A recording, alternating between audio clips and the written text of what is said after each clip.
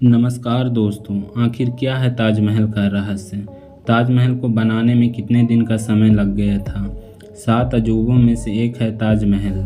शाहजहां ने अपनी तीसरी पत्नी की याद में ताजमहल को बनवाया था। ताजमहल का निर्माण 1632 में शुरू हुआ था और 1653 में पूरी तरह बनकर तैयार हो गया था। ताजमहल बनाने की लागत उस समय के हिसाब से लगभग 32 करोड़ रुपए था। मुमताज महल के मकबरे में के छत पर एक छेद है। हालांकि इस छेद के पीछे कई तरह की कहानियां प्रसिद्ध हैं, जबकि सच्चाई ये है कि जब शाहजहां ने ताजमहल को पूरा बन जाने के बाद सभी मजदूरों के हाथ काट दिए जाने की घोषणा की, तब ताकि वे कोई और ताजमहल न बना सके, तो मजदूरों ने इसी छत में एक ऐसी कमी छोड़ दिया जिससे कि शाहजहां से बदला लिया जा सके और ये इमारत ज़्यादा दिन तक न टिक सके। आज भी इस छेद के कारण मुमताज महल का मकबरा नमी से ग्रसित रहता है। यदि यमुना नदी नहीं होता तो क्या होता? ताजमहल का आधार एक ऐसी लकड़ी पर बना हुआ है जिसको मजबूत बने रहने के लिए नमी की ज़रूरत होती है। यदि ताजमहल के बगल में यमुना नदी नहीं बह रही होती तो ये लकड़ी मजबूत नहीं होती। आपको बता दूं कि लकड़ी नदी के पानी से नमी सोखती है, इसलिए यमुना नदी नहीं होता तो अभी तक ताजमहल गिर गया होता। ताजमहल के चारों ओर मीनार एक दूसरे के ओर झुके हैं।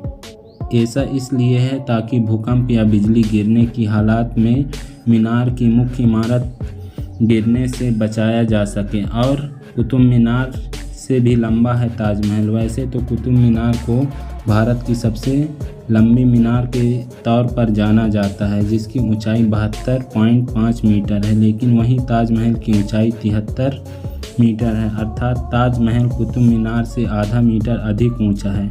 आपको ये जानकर हैरानी होगा कि ताजमहल में लगे सभी फव्वारे एक साथ ही काम करते हैं। दरअसल फव्वारे के नीचे एक टंकी लगा है जो कि एक ही समय में भरता है और दबाव बनने पर पानी ऊपर फेंकता है।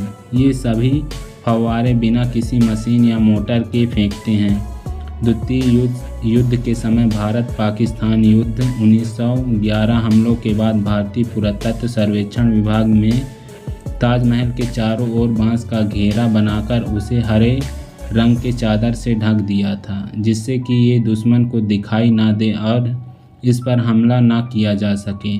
और ये खबर ये भी है कि इसे बनाने वाले मजदूरों के हाथ काट दिए गए थे ताकि वे ऐसी कोई और इमारत ना बना सके। लेकिन शाहजहां अपने इरादे में कामयाब ना हो सका, क्योंकि ताजमहल के बनने के बाद भी कई अन्य भव्य इमारत इन कारीगरों की मदद से बनाया गया था। इन्हीं में से एक है कारीगर थे उस्ताद अहमद लाहौरी, जिन्होंने दिल्ली के लाल किले को बनाने में काफ़ी मदद की थी।